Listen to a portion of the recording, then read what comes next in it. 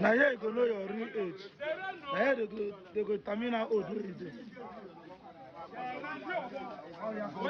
Also, I got lawyer. What's on? Jafala. Nanda hobun.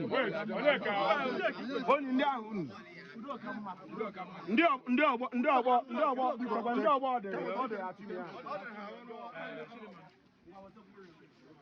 Now here you go know your true age.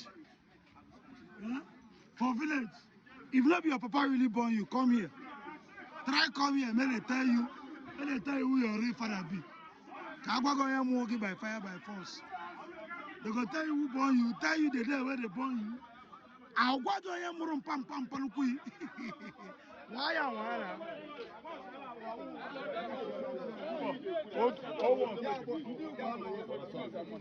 Why?